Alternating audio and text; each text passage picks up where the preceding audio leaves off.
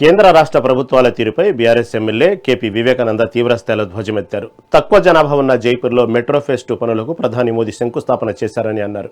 కానీ 1,30,00,000 జనాభా ఉన్న హైదరాబాద్ మెట్రోకు అనుమతులు ఎందుకు ఇవ్వడం లేదో బీజేపీ ఎంపీలు సమాధానం చెప్పాలని డిమాండ్ చేశారు. మరోవైపు తెలంగాణ పంచాయతీరాజ్ శాఖ జీవోపై గవర్నమెంట్ ఆఫ్ ఆంధ్రప్రదేశ్ అని ఉండటంపై ఆయన తీవ్ర అభ్యంతరం వ్యక్తం చేశారు. సంబంధిత మంత్రి నిద్రపోతున్నారా అని నిలదీశారు. ఇంతకంటే దిక్కుమాలిన ప్రభుత్వం మరొకటి లేదంటూ మండిపడ్డారు. ఉదాహరణ కూడా చూపెట్టాలి. ఇక్కడ మన దానకిషోర్ గారు మన special chief secretary to the government ప్రభుత్వం ఒక జీవో వస్తుంది 2020 జూలై 6th 2 days బ్యాక్ వస్తుంది. ఏముంటుంది దీనిపైన తెలంగాణ రాష్ట్రానికి సంబంధించినటువంటి జీవో గవర్నమెంట్ ఆఫ్ ఆంధ్రప్రదేశ్ అని ఉంటుంది.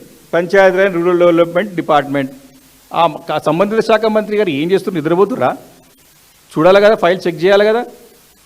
ఇంకా ఈ నిద్రావస్థలో ఉంది ప్రభుత్వం. ఈ ప్రభుత్వమా ప్రజలకి మంచి చేసే ప్రభుత్వమా ఇది?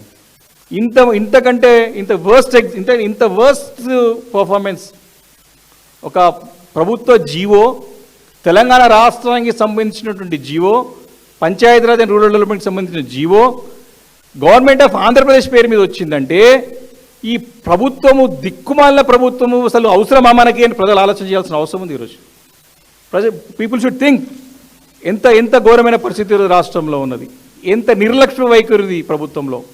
కాబట్టి అన్ని విషయాలు ఎప్పటికప్పుడు కూడా మేము బాధ్యత గల ప్రతిపక్ష పార్టీగా లేవనెత్తుతున్నాం. ప్రభుత్వం తీరు ఎట్లుంటుందంటే